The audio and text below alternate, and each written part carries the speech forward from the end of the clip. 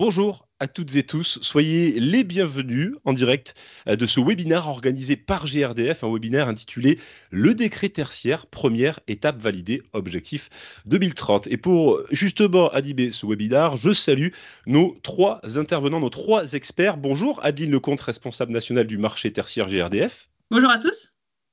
Bonjour Mickaël Perrob, directeur de la division énergie pour le bureau d'études ACO. Bonjour à toutes et à tous. Et salutations également à vous, Pierre Mury, responsable efficacité énergétique sur le marché du tertiaire CGBAT. Bonjour à tous.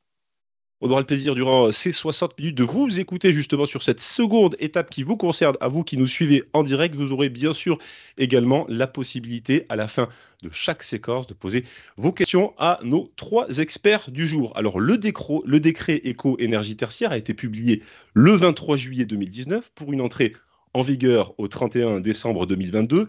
Tous les bâtiments tertiaires de plus de 1000 mètres carrés doivent réaliser des économies d'énergie finale. Ça représente 2 tiers du parc immobilier français. C'est une occasion pour vous, acteurs de la société et vous, acteurs de l'économie, d'accompagner l'usage de vos bâtiments dans la transition énergétique. Le secteur du bâtiment représente, selon le ministère de la Transition écologique et de la cohésion des territoires, 44% de l'énergie consommée en France, loin devant les transports qui représentent 31%. Alors, le décret éco-énergie tertiaire prévoit plusieurs échéances pour atteindre les objectifs de réduction énergétique. La première étape, vous le savez, elle est déclarative.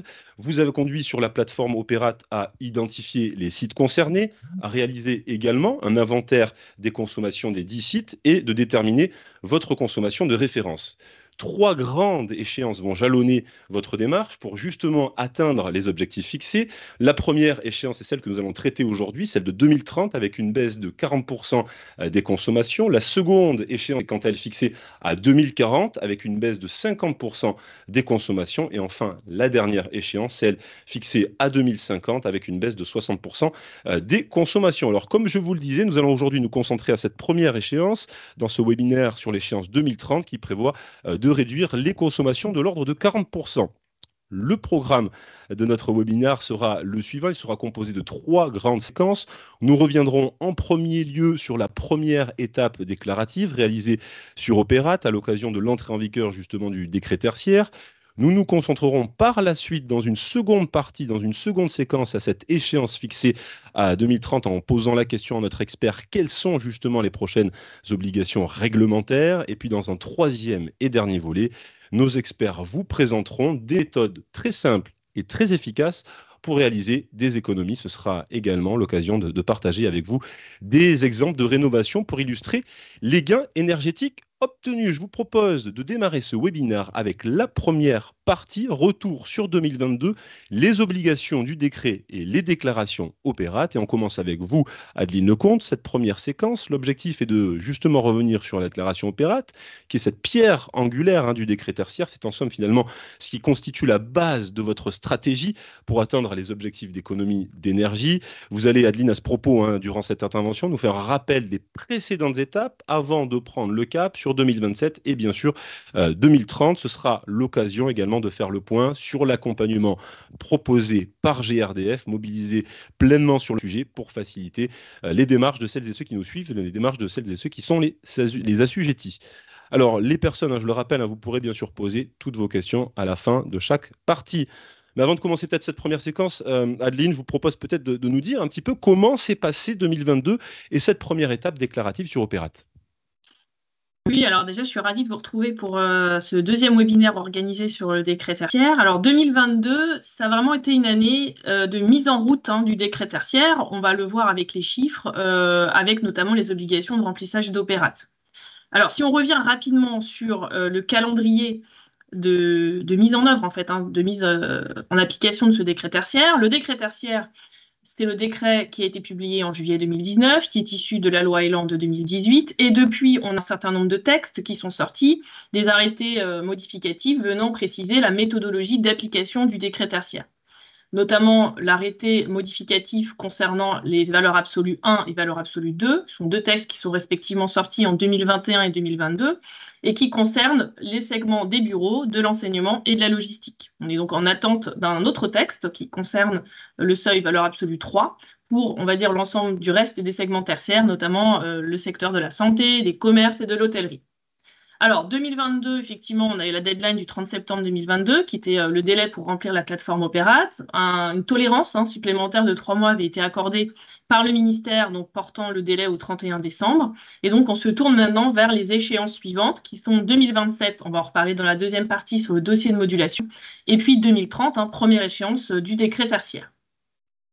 Alors, je vais me permettre de revenir très rapidement sur le décret tertiaire. Je pense que le sujet est bien connu, mais peut-être quelques rappels des fondamentaux du décret tertiaire. Le décret tertiaire, c'est un texte qui s'applique sur tous les bâtiments à usage tertiaire, donc qui ont des activités tertiaires sur une superficie supérieure à 1000 m². Cela concerne à la fois les propriétaires, les exploitants et locataires. Ce sont une co-responsabilité vis-à-vis du décret tertiaire. La liste des usages tertiaires est assez longue et là, j'ai essayé de faire une liste qui n'est pas exhaustive, mais le décret tertiaire concerne les bâtiments de bureaux, les bâtiments de commerce, les établissements de santé, les établissements scolaires. On va retrouver également tous les bâtiments sportifs, culturels, les bâtiments de logistique, les data centers et tout ce qui concerne l'hôtellerie-restauration. Ce qui est exclu de façon certaine, ce sont tout ce qui est les logements, donc tout ce qui est résidentiel, les bâtiments à usage industriel et agricole, les constructions provisoires, les lieux de culte et tous les bâtiments de sécurité intérieure.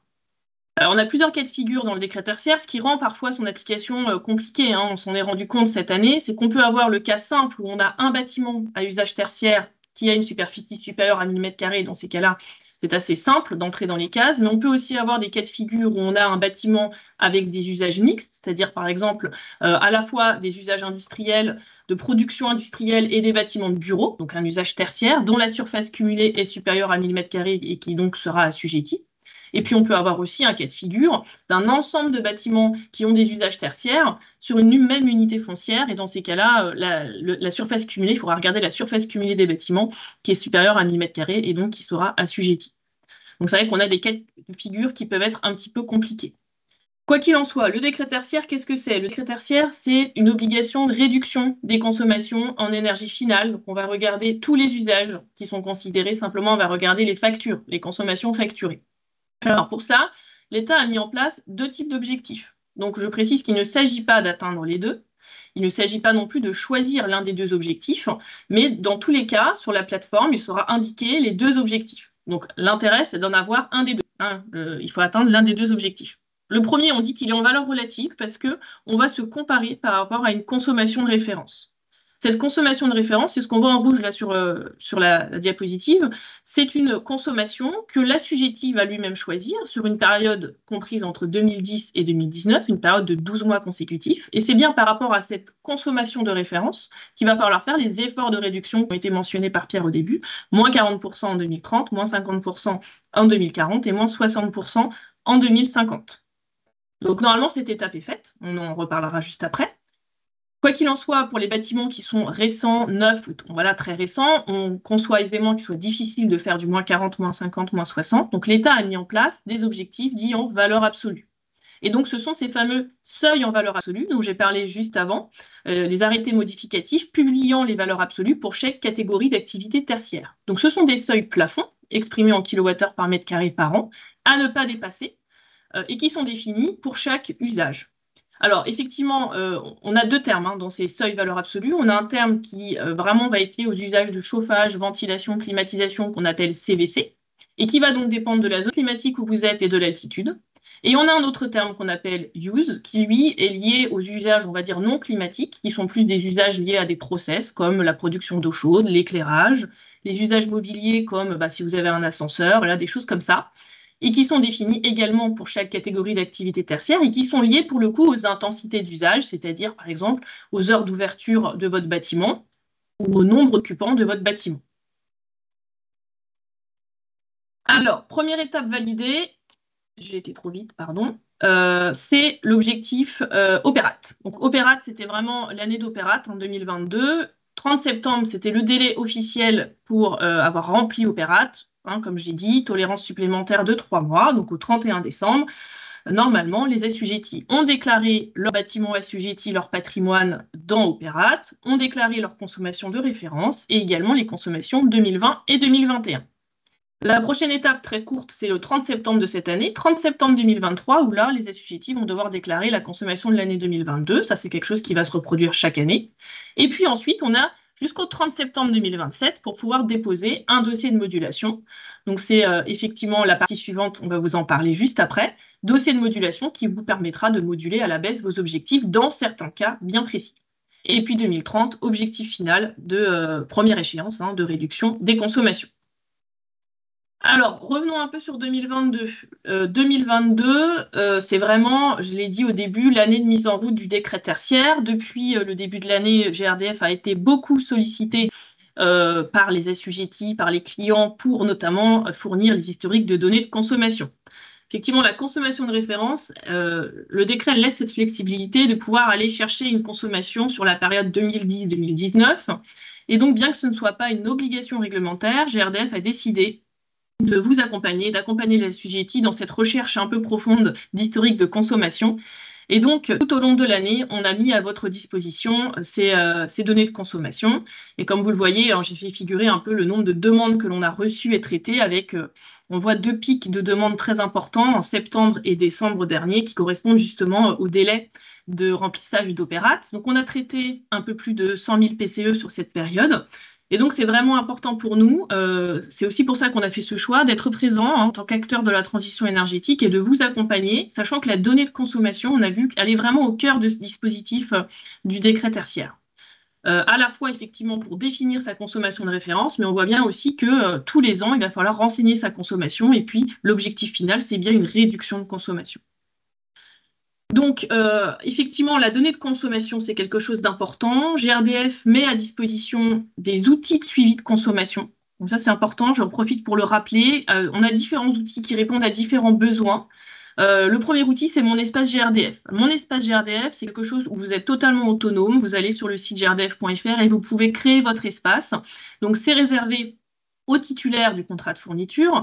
Et donc, avec vos numéros de PCE, vous allez pouvoir créer votre espace et avoir accès directement aux relèves et à vos données de consommation avec une profondeur d'historique de 5 ans.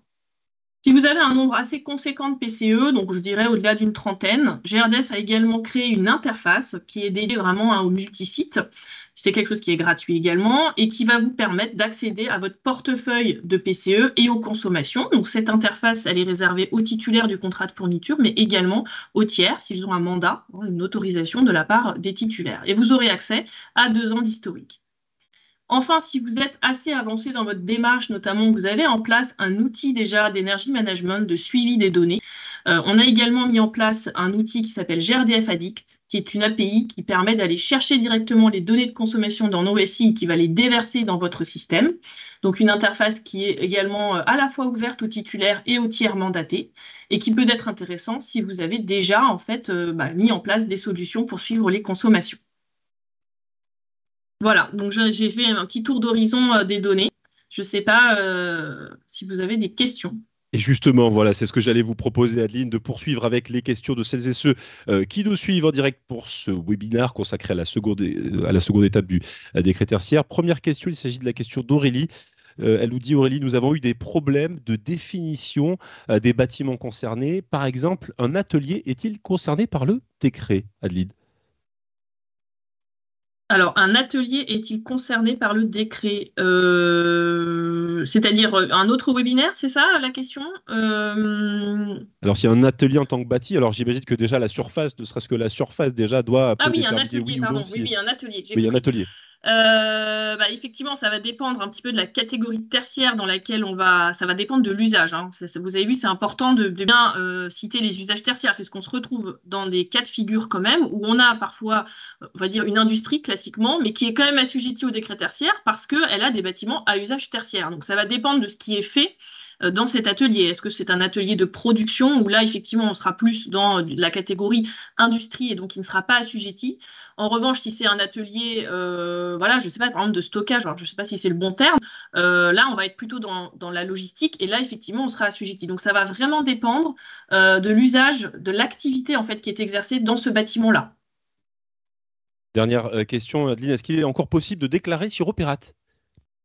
Oui, c'est encore possible, hein. Alors, il faut savoir qu'Opérate, ça concerne, enfin, Opérate et le décret tertiaire concernent tous les bâtiments, y compris des bâtiments récents, voire neufs. Ils vont devoir s'inscrire dans cette démarche-là, hein. C'est pour ça qu'il y a deux types d'objectifs qui ont été fixés pour permettre à tous de s'inscrire dans ce dispositif.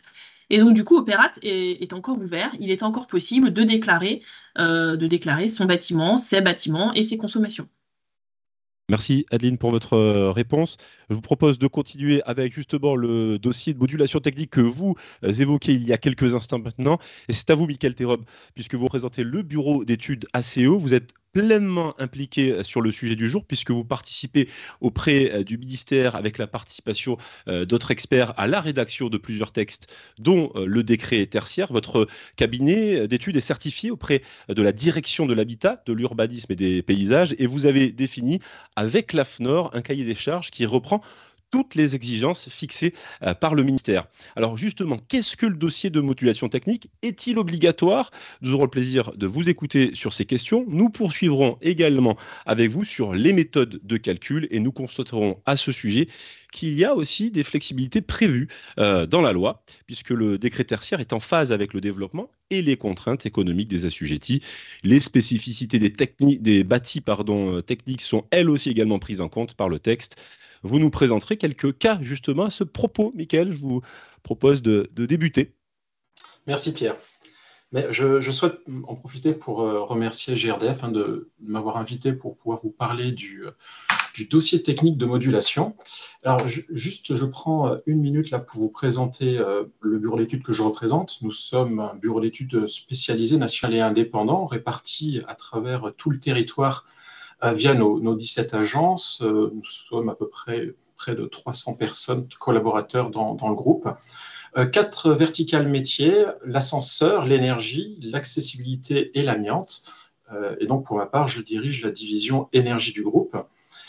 Au niveau des missions, donc, nous allons de l'étude initiale jusqu'au suivi d'exploitation en passant par les dossiers de consultation des entreprises, la maîtrise d'œuvre, le suivi de chantier. Là, nous avons effectivement l'ensemble des qualifications pour faire ces différents métiers, notamment au PQI, la marque de l'ingénierie compétente. Nous sommes également ISO 9001, 14001 et comme vous l'avez dit, nous travaillons au sein de l'AFNOR, à la fois sur la partie normes, mais aussi guide méthodologique. Alors, avant de vous parler du dossier technique de modulation, il faut que je vous parle de la loi de Pareto, la loi des 80-20 qui s'applique totalement dans la rénovation énergétique des bâtiments. Il faut savoir que le ministère, avant de sortir la loi Elan, a fait une étude d'impact pour savoir quels allaient être le nombre de bâtiments qui vont être assujettis, concernés par le décret tertiaire. Et il y a 315 171 bâtiments en France concernés par le décret tertiaire, avec des entités fonctionnelles assujetties, donc des établissements au sein de ces bâtiments qui doivent réduire leur consommation. Et cette étude d'impact a estimé un coût de travaux pour réussir ces objectifs à environ 200 € hors taxe par mètre carré. Alors, il s'agit d'une moyenne, c'est certain, c'est-à-dire que certains bâtiments n'auront rien à faire et d'autres, plus anciens, beaucoup de travaux. Parce que quand un bâtiment est fortement rénové, les 200 € par mètre carré sont largement dépassés. Maintenant, la loi de Pareto, prenons sur la partie gauche une année de référence, par exemple 2015 pour un bâtiment. L'objectif en 2030, c'est donc de réduire de 40% cette consommation. Et donc d'effacer finalement la partie grise que vous voyez sur le petit graphique. Sur cette partie grise, 80% de ces 40%, donc ça fait 32%, vont être faits avec 20% des investissements, soit à peu près 40 € par mètre carré. Et les 8 derniers pourcents, pour atteindre l'objectif, vont coûter 80% en plus, soit 160 € par mètre carré. Donc l'idée, le ministère connaissant cet état, le fait que la loi de Pareto s'applique dans la rénovation énergétique des bâtiments, a fait en sorte, via le dossier technique de modulation, de permettre aux maîtres d'ouvrage d'ajuster finalement leurs propres objectifs en fonction de différents leviers que je vais vous présenter juste après. Donc la modulation des objectifs qui permet d'adapter soit ces seuils en valeur absolue que vous a présenté Adeline ou les seuils en valeur relative, les moins 40, moins 50, moins 60, peuvent être modulés à la baisse en fonction de 3 leviers de modulation. Donc, le mieux, c'est que je vais vous les présenter sous forme d'exemple. Donc, le premier levier, ce sont les indicateurs d'intensité d'usage. C'est-à-dire, on a un bâtiment qui a pris comme année de référence 2015. Dans ce bâtiment, il y avait peut-être 100 personnes. Ensuite, il y a eu une densification du nombre de personnes dans le bâtiment qui est passé, par exemple, en 2023 à 150 personnes. Et chaque personne supplémentaire, collaborateur supplémentaire dans un bâtiment, consomme de l'énergie avec son matériel informatique. Nous sommes tous aussi des chauffages de 80 watts. Notre présence en été fait qu'on occasionne plus de consommation de refroidissement, de climatisation. Donc, les textes ont prévu que lorsqu'il y a une modification du nombre de postes de travail, par exemple, dans les bureaux, l'objectif de moins 40, qui a été défini par rapport à une consommation de référence en 2015, où il y avait 100 personnes dans le bâtiment, va être adapté, ajusté, pour ne pas pénaliser le maître d'ouvrage, parce qu'il y a eu plus de personnes qui occupent aujourd'hui le bâtiment. Deuxième exemple, par exemple, si nous sommes sur l'hôtellerie, ça va être le nombre de nuitées annuelles. Effectivement, plus il y a de nuitées, plus il y a de clients qui ont utilisé les chambres, plus il y a eu de consommation pour l'hôtel. Pour la restauration, ça va être le nombre de couverts annuels. Je vais vous donner aussi l'exemple des centres commerciaux. Les centres commerciaux, par exemple, je pense à un centre commercial très connu, réparti sur tout le territoire, qui a choisi une consommation de référence de 2012, par exemple. En 2012, il ne pouvait pas ouvrir le dimanche matin. Du coup, cette ouverture possible aujourd'hui dominicale occasionne une surconsommation assez importante par rapport à 2012. Et du coup, la réglementation a prévu ce cas-là via un indicateur d'intensité d'usage permettant d'adapter ces objectifs, parce que ça devient juste impossible pour eux de faire moins 40 avec cette ouverture supplémentaire. Deuxième levier, ce sont les contraintes techniques et architecturales. Mais dans certains cas, ce n'est pas possible. Ce n'est pas possible de mettre en œuvre certaines actions d'amélioration.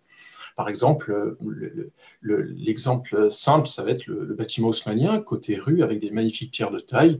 Rajouter de l'isolant par l'extérieur sur les pierres de taille, forcément, les architectes des bâtiments de France vont bloquer. Et du coup, la réglementation prévoit qu'il faut calculer le gain énergétique qui aurait été possible si on avait pu isoler ces magnifiques pierres de taille. Et ce gain énergétique, on va pouvoir le soustraire aux objectifs de moins 40, moins 50, moins 60. Alors, je parle d'une soustraction, c'est plus compliqué que ça. Hein. Les méthodes de calcul sont définies dans l'arrêté du 10 avril 2020. Pareil pour un bâtiment, par exemple, qui a été assis sur une surface cadastrale en limite de propriété. Sur la façade qui est en limite de propriété, si on isole par l'extérieur, on va manger chez le voisin. Et c'est absolument impossible d'aller manger chez le voisin. Dans ce cas-là, c'est une contrainte technique aussi qui permet de moduler. Et le troisième levier de modulation, c'est le coût des travaux disproportionnés. Oui, il y a une obligation de réduire ces consommations sur facture, les vraies consommations, mais pas à n'importe quel prix. Et le pas à n'importe quel prix, ça correspond à des temps de retour sur investissement. Et donc, le ministère a prévu, la DHUP a prévu 3 temps de retour sur investissement maximum, au-delà desquels on peut moduler. C'est 30 ans maximum pour l'enveloppe. Donc, par exemple, quand on isole une toiture et que la toiture, on montre que le temps de retour sur investissement est de 35 ans, par exemple, l'économie qui aurait pu être réalisée par cette toiture, si on avait pu l'isoler, va pouvoir moduler à la baisse l'objectif moins 40, par exemple, le transformer en moins 35. Sur la partie renouvellement des équipements CVC, 15 ans maximum, par exemple, changer un système de chaudière gaz Vétus via un système à condensation, par exemple. Et sur la partie gestion technique du bâtiment, GTB, c'est-à-dire l'ordinateur qui va piloter la température intérieure, le chauffage, la climatisation, voire l'éclairage, le temps de retour ne doit pas dépasser 6 ans. Alors, ce dernier point fait écho au décret BACS, BACS, qui va imposer pour un certain nombre de bâtiments tertiaires en fonction de la puissance de chaud, entre 70 kg et 290 kW, de mettre en place une GTB. Alors pour pouvoir justifier cette réduction des objectifs, ce passage de moins 40 à moins 30 par exemple, doit être justifié via la réalisation d'un dossier technique de modulation qui doit être déposé sur Opéra. Alors, j'en profite pour dire que ce dossier de modulation n'est pas obligatoire. C'est-à-dire qu'il n'y a aucune étude énergétique qui est prévue, qui est obligatoire dans cette réglementation. Je le vois souvent sur Internet, mais ce n'est pas vrai. Le dossier technique devient obligatoire uniquement si on souhaite réduire ses objectifs, adapter ses objectifs à la réalité de son bâtiment. Une fois que le maître d'ouvrage fait le choix de réaliser un dossier technique, alors là, l'arrêté méthode du 10 avril 2020 cadre très bien ce que doit contenir ce dossier technique pour qu'il soit valable, qu'il puisse justifier cette réduction des objectifs. La première chose dans le dossier technique, c'est une étude énergétique qui va définir la situation de référence et toutes les actions d'amélioration énergétique possibles dans le bâtiment. Ensuite, des programmes d'action permettant d'atteindre le seuil en valeur absolue ou les seuils en valeur relative de moins 40 à moins 60%. Ensuite, une note technique de modulation pour justifier les contraintes techniques et architecturales, si elles existent. Et enfin, une note de calcul sur les temps de retour sur investissement pour justifier les disproportions manifestes des coûts. Alors, là où il y a une subtilité, c'est par rapport à l'arrêté du 13 avril 2022, donc assez récent, qui a imposé que l'étude énergétique et l'ensemble de ces plans d'action doivent aller à la maille de chaque établissement, de chaque EFA.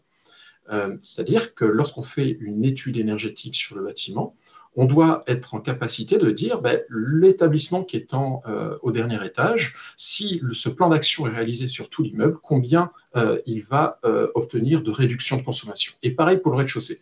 Je donne un exemple très simple. On isole une toiture. Est-ce que vous pensez que les établissements qui sont sous toiture vont faire les mêmes économies que l'agence bancaire qui est en pied d'immeuble dans ce bâtiment? La réponse est non. C'est sûr que ceux qui sont sous toiture vont faire plus d'économies que l'agence bancaire en pied d'immeuble. Du coup, c'est pour ça qu'il est très important pour à la fois les actions mais les plans d'action d'aller projeter les futurs gains à l'échelle de chaque établissement. Vous voyez que j'ai mis en bas à droite l'audit énergétique barré. Effectivement, les audits énergétiques tels qu'on les connaît depuis 20 ans, selon les cahiers des charges de l'ADEME, ne sont pas valables pour justifier une modulation via un dossier technique. C'est-à-dire que cette étude, qui est générale à l'échelle de l'immeuble, n'est pas suffisamment précise pour ensuite justifier les modulations de chacun des établissements au sein d'un bâtiment. Au niveau des méthodes de calcul permettant de réaliser l'étude énergétique du dossier technique de modulation, il existe en France 4 méthodes de calcul. Le DPE, le diagnostic de performance énergétique, que vous connaissez. Ensuite, l'étude thermique, qui est basée sur la RT 2005 pour les bâtiments existants. Effectivement, la RT 2012, comme la RE 2020, ne s'applique pas pour les bâtiments existants. Ça s'applique que pour les bâtiments neufs. Donc, pour les bâtiments existants, on est resté coincé en 2005, la RT 2005. Ensuite, il existe la simulation thermique statique, basée sur les degrés jours unifiés, c'est-à-dire en gros un écart à la température moyenne de chaque ville en France. Et enfin, la simulation thermique dynamique. La ligne orange en abscisse correspond à la vraie baisse de consommation du bâtiment. Et ensuite, au niveau de chacune des méthodes de calcul, on a l'imprécision intrinsèque de la méthode de calcul. Donc, ça n'a rien à voir avec le prestataire, ça a à voir uniquement avec comment est construite chacune des méthodes de calcul. Le DPE, par exemple, a une imprécision de plus ou moins 50%. C'est-à-dire que quand, avec un DPE, on dit vous allez faire, si vous faites tel type de plan d'action, 100 000 euros par an d'économie de gaz, c'est 100 000 euros plus ou moins 50 000 euros. Donc la précision n'est pas suffisante et en tout cas peut-être dangereuse d'établir une stratégie de rénovation sur son bâtiment ou sur son patrimoine à partir de cette méthode de calcul. Deuxième, THCX, avec une imprécision de plus ou moins 40%. Et donc, ces deux méthodes de calcul, qu'on appelle conventionnelles, ne sont pas autorisées par l'arrêté méthode du 10 avril 2020. C'est-à-dire qu'elles sont trop imprécises et le ministère a peur que les maîtres d'ouvrage réalisent leur dossier technique à partir de ces méthodes de calcul et ils auraient beaucoup de chances de rater l'objectif alors qu'ils auraient investi. Les deux méthodes de calcul autorisées, c'est donc la simulation thermique statique et la simulation thermique dynamique, avec respectivement plus ou moins 25% de précision et plus ou moins 5%. Donc chez Axéo, par exemple, aujourd'hui, nous savons très bien faire ces deux méthodes de calcul. Nous avons fait le choix de ne plus faire de statique pour les bâtiments tertiaires assujettis à cette réglementation parce que trop risqué. Engager un maître d'ouvrage à rénover son bâtiment avec une imprécision de plus ou moins 25% sur les gains projetés, alors qu'il aura mis l'argent sur la table, il aura investi, c'est trop dangereux. Du coup, on ne fait que la simulation thermodynamique à plus ou moins 5%. Et c'est quoi justement la simulation thermodynamique ? Vous voyez ici un bâtiment que nous avons modélisé en 3 dimensions. Donc, vous allez voir effectivement la petite vidéo qui va tourner. Donc, le bâtiment, on a créé le jumeau numérique de ce bâtiment. Tout a été recréé, les murs, même les personnes qui travaillent, chaque ordinateur, chaque ampoule, tout a été modélisé. Et ensuite, on fait vivre ce bâtiment, ce jumeau numérique, heure par heure, sur toute l'année. Ça permet derrière de savoir où est consommée l'énergie de ce bâtiment, entre le chauffage, ventilation, l'eau chaude sanitaire, les ascenseurs, tout peut être absolument modélisé. Et à partir de ces éléments-là, on va pouvoir numériquement appliquer une rénovation. Par exemple, changer une chaudière par un système beaucoup plus performant, par de la condensation par exemple, ou une relève de chaudière avec une pompe à chaleur. Dans ce cas-là, on va pouvoir inclure ça dans le logiciel, simuler sur une année et voir la nouvelle consommation. Et donc, avant, après, ça nous donne le gain énergétique associé à cette action d'amélioration. Voilà, je vous retrouve tout à l'heure pour un cas concret. Alors merci Mickaël, je vous propose justement de basculer avec les questions des assujettis qui nous suivent en direct. On en prend quelques-unes et pour celles et ceux qui nous suivent en rattrapage, en replay, nos équipes sont pleinement mobilisées justement pour y répondre aussi pleinement à ces questions pour celles et ceux qui suivent le contenu en différé. Première question, c'est une question qui est écrite par Robin. Comment se mettent en place, Mickaël, les augmentations des seuils du décret tertiaire suite à justement ce que vous partagiez par rapport à l'augmentation du nombre de personnes dans un bâtiment? Donc quand un bâtiment augmente de personnes, est-ce que justement le décret tertiaire là, prend en compte tout cela? Oui, tout à fait. Alors, lorsque vous êtes allé l'année dernière sur Opéra pour déclarer votre FA, entité fonctionnelle assujettie, puis votre consommation de référence, consommation 2020 et 2021, dans la déclaration des consommations, vous avez dû voir apparaître les indicateurs d'intensité d'usage sur lesquels vous avez pu, à la fois pour votre année de référence, mais aussi pour les consommations 2020 et 2021, pouvoir mettre par exemple, si c'était une activité type bureau, le nombre de postes de travail, la surface moyenne par poste de travail, etc. Et donc, ces indicateurs d'intensité d'usage peuvent être modifiés par chacun des maîtres d'ouvrage librement, tous les ans, pour faire évoluer ses propres objectifs en fonction de la vraie vie du bâtiment. Autre question, Mickaël. Qui est habilité à calculer les temps de TRI? Quel prix de l'énergie justement est utilisé? Et ce prix est-il évolutif? Alors, l'habilitation est liée effectivement à des prestataires qui ont des compétences bien définies pour pouvoir réaliser ce type d'études énergétiques qui sera compris dans le dossier technique. Le dossier technique doit faire aussi intervenir un architecte pour la partie contraintes techniques et architecturales. Et la deuxième partie de la question, Pierre? Est-ce que justement ces prix sont évolutifs? Alors, les prix qui permettent de calculer les temps de retour sur investissement, effectivement, doivent être réalisés à partir du prix auquel que le maître d'ouvrage a négocié avec le fournisseur d'énergie. Donc, effectivement, en ce moment, c'est très compliqué, puisque à la fois le prix des travaux a augmenté, mais le prix de l'énergie a également augmenté. Nous sommes aujourd'hui sur une bulle qui est en train de redescendre, d'ailleurs. Donc là, il faut récupérer, en fait, il faut projeter le bâtiment et calculer les temps de retour sur investissement par rapport au vrai prix du kilowattheure payé par le maître d'ouvrage à date, au moment où on fait le dossier technique de modulation. Merci Mickaël, on répondra bien sûr à toutes les questions qui nous parviennent en direct, mais je vous propose de poursuivre avec une autre partie intitulée Optimiser ses installations pour atteindre les objectifs de 2030. Et c'est avec vous Pierre Muri qui nous rejoignez ici à l'image. Vous allez partager justement Pierre des retours terrain pour illustrer des actions à entreprendre et réduire ses consommations facilement. La question est très simple, comment optimiser les consommations d'énergie sans impacter le travail des occupants? On va parler avec vous d'adaptation des locaux, de comportement des occupants, un usage aussi économe en énergie au travers d'une étude très riche en enseignement menée justement en collaboration avec le Caustic, CGBAT et GRDF. Et nous constaterons à ce propos que les gestes considérés comme petits conduisent vers de grands résultats, s'ils sont bien sûr naturellement partagés par tous, Pierre. Effectivement, Pierre, on va vous partager une partie des résultats d'une étude menée avec le Caustic sur l'impact des actions d'optimisation des usages, notamment sur les consommations du bâtiment. Ici, on va faire un focus sur un lycée, parce que on n'a pas forcément le temps de voir toute l'étude. Mais on va d'abord remettre dans le contexte cette étude et reparler du décret tertiaire, revenir sur le texte du 23 juillet 2019 relatif aux obligations de réduction de consommation d'énergie fiable dans le bâtiment. Si on reprend le grand 2, il y a les actions destinées à atteindre les objectifs qui sont mentionnés. Elles sont dans cet ordre-là, dans le texte, hein. Donc en premier, vous avez la performance énergétique des bâtiments. En deuxième, vous avez l'installation d'équipements performants et de dispositifs de contrôle de gestion active des équipements. En 3, vous avez les modalités d'exploitation des équipements. Donc là, ça va être comment on va exploiter les systèmes installés. Et en 4, vous avez l'adaptation des locaux à un usage économe en énergie et le comportement des occupants. Donc, on travaille d'abord le bâti, ensuite les systèmes, on exploite les systèmes, et ensuite on vient adapter le comportement des usagers dans ce bâtiment qui est rénové.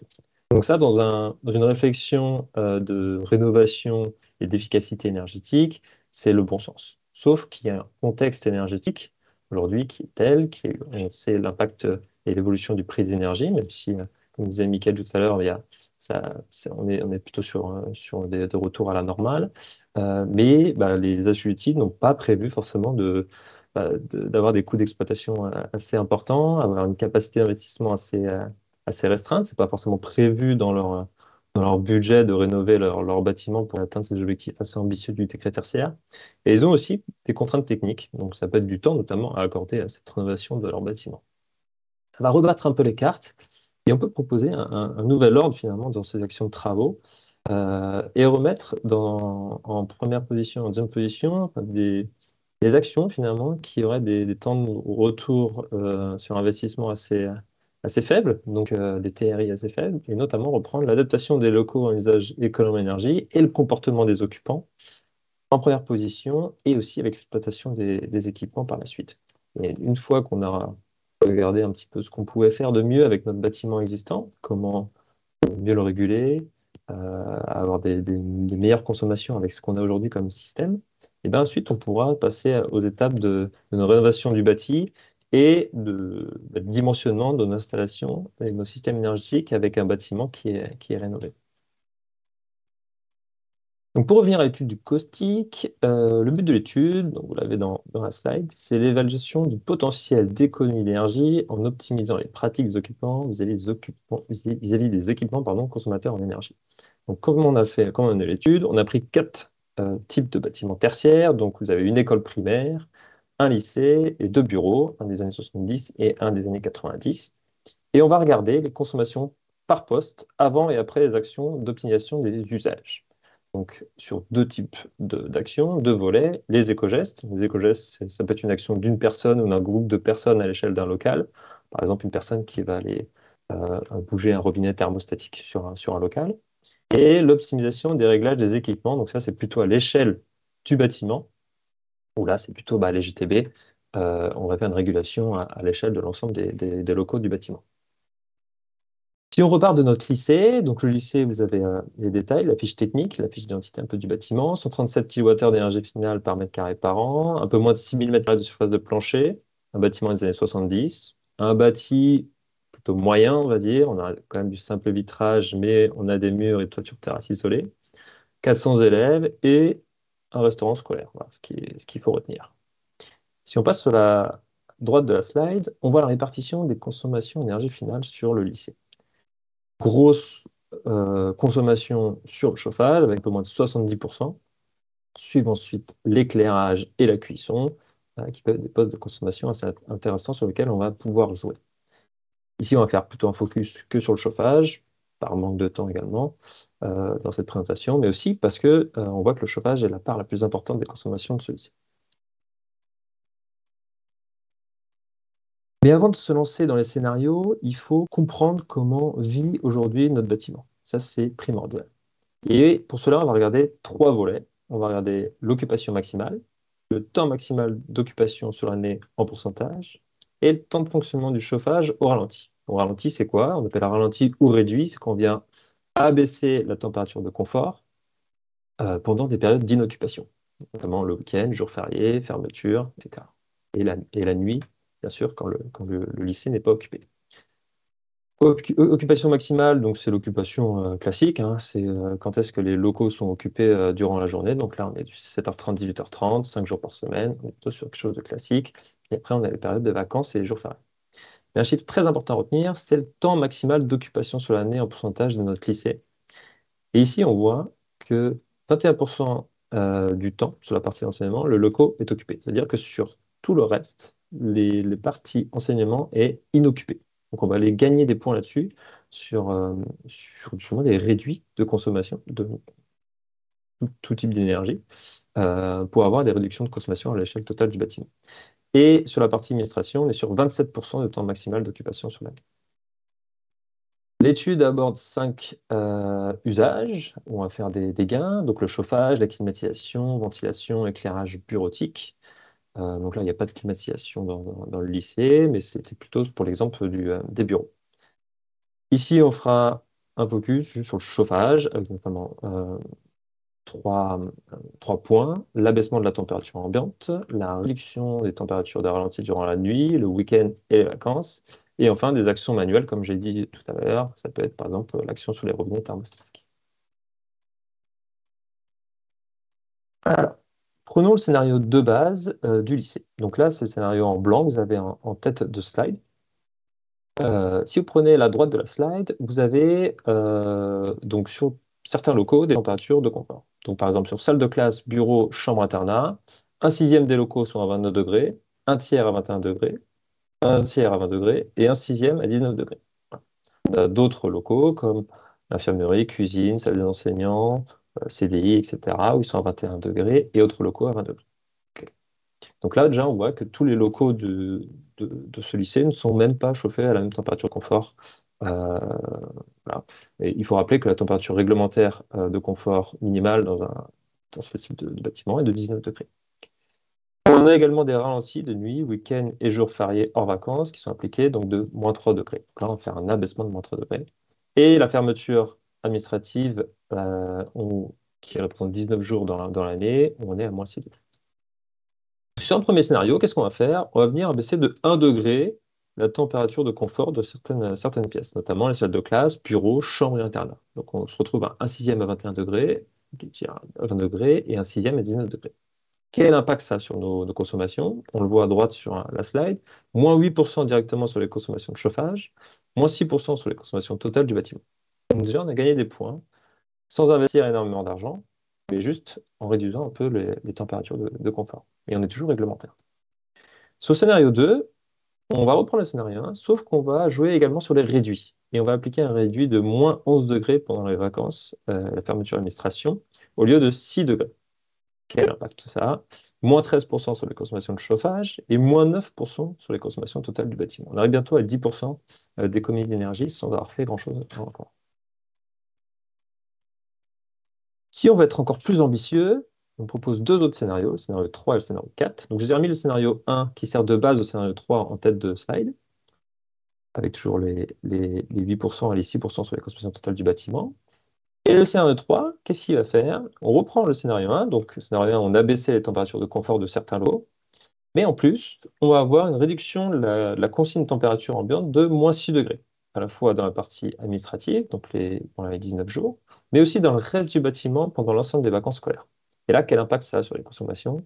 On a du -20% sur les consommations totales dans la consommation de chauffage, pardon, et -14% sur les consommations totales du bâtiment. Donc là, on gagne encore plus de points. Et enfin, un scénario 4 qui, lui, est encore plus ambitieux. Idem au scénario 3, sauf que des -6 degrés de réduit, on vient appliquer un -11 degrés sur les mêmes parties de bâtiment et pendant les mêmes périodes, c'est-à-dire les vacances scolaires. Et donc un scénario 4 où on arrive jusqu'à -22% sur les consommations totales du bâtiment. Donc ça commence à être très parlant et très intéressant. On se rapproche aussi finalement d'un objectif de 2030, sujet du webinaire aujourd'hui. Merci Pierre. Alors, question peut-être... Ah non, vous avez encore peut-être d'autres slides à nous présenter. Tout à fait. Pour ne pas dire que le lycée était forcément un cas particulier, on a voulu vous montrer aussi certains chiffres de gains rapides qu'on peut avoir sur l'optimisation du chauffage si on abaisse les températures ambiantes notamment. Donc là, on reprend, je vais parler de 4 exemples en début de présentation. Là, on reprend par exemple l'école primaire. Avec un réduit de 11 degrés, le 6 degrés de la température ambiante pendant les vacances scolaires, on obtient un gain de 20% sur les consommations de chauffage. Donc, voilà. C'est juste pour dire également que ce n'était pas forcément un cas particulier sur ce lycée-là, c'est qu'on peut faire des gains sur tout type de bâtiment en tertiaire. Lors d'une présentation, on retient pas simplement tout. C'est pour ça que j'ai mis quelques chiffres et je vous ai fait un focus sur 2 chiffres, notamment sur les 2 derniers points de la slide. C'est les locaux peu occupés, donc l'inoccupation des locaux. Ça, c'est très important. On a pu le voir sur les 4 cas de l'étude. C'est qu'il y a une très forte inoccupation des locaux en tertiaire, de l'ordre de 15 pardon, à 40% du temps sur l'année. Donc ça veut dire que sur le reste, on peut jouer justement sur ces réduits et sur ces réductions de consommation. Super important. Et un dernier point, c'est sur l'abaissement de la température. Donc, abaisser de 1 degré les températures ambiantes d'un local, ça conduit à une diminution environ de 10% de consommation du local, s'il y a des chiffres à retenir. Et pour finir, on voulait aussi vous parler en synthèse de quelques actions à gain rapide. Donc, on appelle ça les quick wins, hein. Il n'y a pas forcément que l'occupation, il peut y avoir d'autres choses sur lesquelles on peut jouer. Donc là, il n'y a pas tout affiché à l'écran, mais ça peut être quelques idées. Donc sur le bâti, notamment sur les luminaires, donc ça, l'étude aussi du caustique reprenait cette technique-là de rénovation. Euh, on a aussi la mise en place de brise-soleil, casquettes, les films solaires aussi, très intéressants sur les parois vitrées, notamment l'été, pour réduire justement les consommations de clim. On a tout ce qui est régulation, donc ça va de pair évidemment avec les périodes d'occupation, parce qu'il faut bien réguler notre bâtiment pour avoir moins de consommation. Et aussi, on peut avoir pour du système CVC, quelque chose de très important aussi, le désembouage et rééquilibrage du réseau de chauffage, le calorifugage pour éviter les déperditions sur les réseaux. Les réductions de consommation par action, elles peuvent aller de 5% jusqu'à 30% à peu près, et jusqu'à 50% en les cumulant. Donc on voit finalement que avec notre rebattage des cartes finalement sur les points et les actions de rénovation, on peut, en optimisant nos locaux et avec ces quick wins, se rapprocher du premier objectif du décret tertiaire qui est 2030. Oui, je vous le confirme, on est vraiment dans des cas de gestion de sa consommation énergétique avec des résultats à la clé très probants et très efficaces. Une façon aussi très simple d'adapter une première stratégie en la matière. Alors, la première question que j'ai en tête naturellement, elle est très directe et très simple. Est-ce que le confort des usagers est impacté par l'abaissement des températures justement de coursier Pierre? Et ben non, c'était justement une chose qu'on voulait vérifier et acter avec aussi cette étude-là, c'est que le confort n'est pas impacté. On l'a vu sur les périodes d'occupation et justement les heures d'entrée notamment des élèves dans ce lycée et des enseignants. La température de confort minimale est atteinte justement quand les périodes d'occupation sont là. Merci Pierre. Je vous propose de poursuivre ce webinaire avec d'autres exemples très concrets pour justement vous guider dans votre échéance, la seconde du décret tertiaire, celle de 2030, avec cette partie 4, optimiser sa réponse au décret tertiaire, cas pratique, les étapes à suivre. Et c'est avec vous, vous êtes de retour, Mickaël Thérum. On vous retrouve pour justement échanger sur un très bel exemple que vous avez suivi, celui d'une entreprise qui a réalisé des travaux sur un bâtiment construit en 1973 d'une superficie totale de 9000 mètres carrés.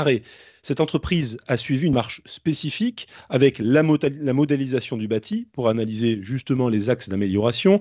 Vous avez suivi, je le disais, cette société tout au long du processus et vous allez nous présenter les grandes étapes de ce projet, ainsi bien sûr naturellement que les gains obtenus, Mickaël. Alors Mickaël, je vais vous inviter à activer votre micro, Mickaël. Merci Pierre. Pour vous entendre.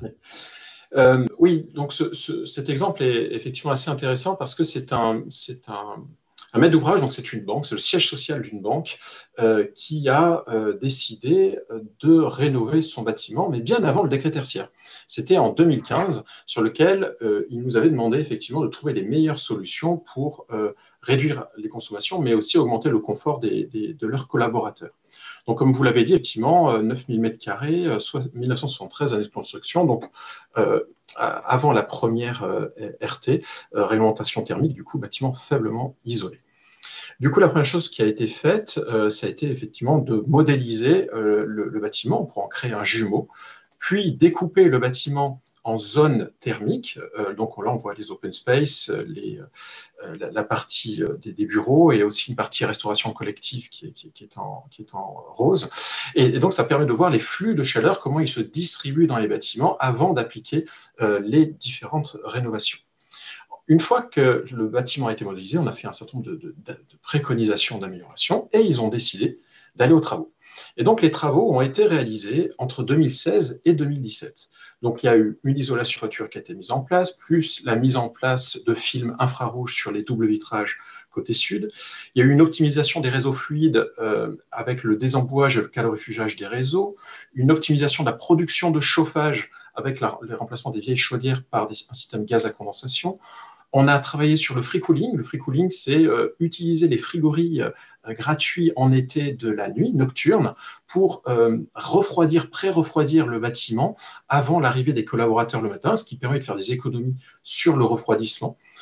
Et enfin, débit d'air neuf en fonction du CO2 avec une ventilation qui est donc asservie sur la présence des personnes. Quand nous sommes dans une pièce, une salle de réunion, nous respirons. En respirant, on augmente le taux de CO2 dans la pièce. On a mis des bouches qui s'ouvrent automatiquement pour extraire l'air vicié à l'extérieur. Plus on ventile un bâtiment, plus on chauffe les oiseaux ou on les refroidit en fonction de la saison. Et l'idée, c'est d'adapter les débits de ventilation juste comme il faut pour éviter trop de pertes énergétiques. Ensuite, des optimisations sur la régulation CVC, chauffage, ventilation, climatisation. Je viens d'en parler, excusez-moi, le relamping des luminaires avec le remplacement de toutes les lampes fluocompactes par des LED avec détecteurs de présence. Et enfin, la mise en place d'un contrat d'exploitation avec intéressement. L'idée, c'était de challenger les exploitants pour qu'au-delà de la maintenance des systèmes CVC, c'était aussi de les inciter à bien réguler pour faire des économies d'énergie, en rémunérant l'exploitant en fonction de la performance énergétique qu'il arrive à obtenir en faisant les bons réglages. Résultat, à partir de 2018, moins de 32% ont été constatés sur facture sur ce bâtiment. Et ensuite est arrivé le décret tertiaire. Et donc, ce maître d'ouvrage-là est revenu vers nous en disant, ben voilà, on a fait les travaux entre 2016 et 2017, comment on se situe par rapport au décret tertiaire? Ben déjà, la première étape, et vous l'avez fait l'année dernière, ça a été de définir l'année de référence. Donc, on a pu regarder l'ensemble des consommations réelles qui ont été pondérées du climat.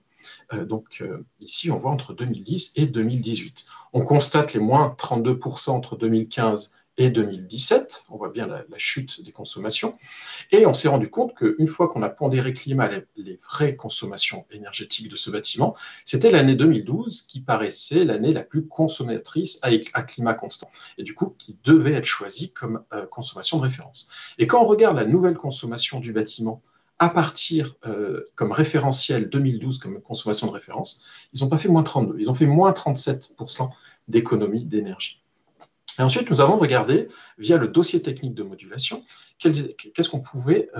comment on pouvait adapter les objectifs à la vraie vie du bâtiment. Il y a eu, via le Covid, ils ont revu les bureaux, des open space qui sont devenus des flex office, une densification du nombre de collaborateurs dans le bâtiment, et donc forcément une surconsommation associée. Il y a certaines actions qui ont été identifiées sous contraintes techniques et d'autres disproportionnées avec les temps de retour que je vous ai présentés tout à l'heure. Finalement, on a pu moduler à la baisse 7%. Donc le moins 40% à faire en 2030 a été transformé, ajusté à moins 33%. Ensuite, ils nous ont demandé, mais voilà, nous, on souhaite voir comment on va pouvoir faire évoluer notre bâtiment pour atteindre les objectifs de 2050, donc les moins 60%. Alors là, le petit calcul, donc on a 60% à faire en 2050, moins 7 qui ont pu être modulés, moins 37 qui ont été déjà obtenus via les précédents travaux, il manque 16%. Alors je m'attarde juste une seconde sur ce point-là. Attention, la loi prévoit, le ministère s'est laissé la possibilité de revoir les seuils en valeur absolue à chaque décennie. Donc début 2030 et début 2040. C'est-à-dire que les seuils en valeur absolue qui sont définis aujourd'hui seront peut-être encore challengés dans le futur. Néanmoins, n'ayant pas de boule de cristal, nous avons fait une projection à ISO-CEABS avec les CEABS de la première décennie. Donc pour trouver les 16% manquants, on n'a pas eu beaucoup de choix parce qu'on avait déjà réfléchi à l'époque sur les solutions d'amélioration. Il s'est avéré que la mise en place de panneaux solaires photovoltaïques en autoconsommation permettant de réduire la consommation d'électricité et au global pouvait peser jusqu'à 13% de gains énergétiques à l'échelle du bâtiment. Donc le bâtiment n'est pas forcément très bien adapté pour la mise en place de panneaux solaires, parce qu'on a juste une langue de côté sud et un petit espace en bas à gauche de la photo. Néanmoins, cette production solaire va directement être consommée par le bâtiment, réduire du coup ce qui va être consommé auprès de leur fournisseur d'énergie d'électricité, et donc participer à la réussite de l'objectif par rapport au décret tertiaire. Parallèlement, nous avons mis en place des livrets, on nous a communiqué avec des livrets de bonnes pratiques qui ont été distribués à l'ensemble des salariés.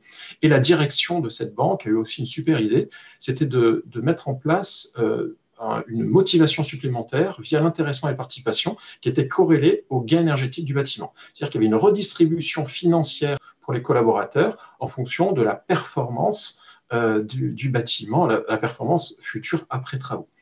Et donc, ça fonctionnait, ils ont réussi leur objectif. Je vous donne un exemple très concret qu'on a pu constater. Donc, ils faisaient des réunions tous les matins. Et en fait, on s'est rendu compte que les gens, après la réunion, malgré le fait qu'il y avait déjà une ventilation, avaient tendance à ouvrir les fenêtres après la réunion de 2 heures. Et en fait, des personnes ne se relevaient pour aller fermer les fenêtres de la salle de réunion. Et ça a occasionné de fortes pertes énergétiques. Aujourd'hui, 10 minutes ou un quart d'heure après, il y a toujours quelqu'un qui se lève pour aller refermer les fenêtres et du coup limiter ces pertes énergétiques. Et du coup, les gains ont pu être obtenus. Alors, ce n'est qu'un exemple. Voilà, donc effectivement, le solaire photovoltaïque est aujourd'hui en autoconsommation, si donc les panneaux sont mis en toiture, est une solution permettant de participer à la réussite des objectifs du décret tertiaire. Merci Mickaël pour la présentation de cette stratégie globale avec, on le voit, des résultats probants. Poursuivant avec la dernière ligne droite de ce webinaire, avec vous, Pierre Murry, justement, on vous retrouve pour conclure et échanger sur les gaz verts, ces gaz verts sont une réalité aujourd'hui. Oui, tout à fait, Pierre. On a pu voir via les exemples de Mickaël et du lycée qu'on pouvait répondre avec du gaz aux objectifs du décret tertiaire à 2030, mais aller bien au-delà également, aller jusqu'à 2050. Et on voulait mettre en parallèle la stratégie gaz vert de GRDF et aussi le décret tertiaire avec cet objectif de 2050. Vous pouvez voir sur la slide affichée, finalement, les seuils, les objectifs GRDF sur le gaz vert, avec aujourd'hui, en 2023, près de 3% de gaz vert dans les réseaux. 2030, un objectif de 20% de gaz vert et 2050, 100% de gaz vert. Donc on peut voir sur un décret tertiaire qui va jusqu'en 2050, que si on arrive à conserver nos installations gaz, qu'aujourd'hui on a une majorité de gaz fossile, mais demain on aura du gaz vert dans nos installations et dans nos réseaux. Et vous avez également la carte des sites d'injection de biométhane en France à février 2023, avec 540 sites répartis sur toute la France, avec un peu moins de 10 TWh installés.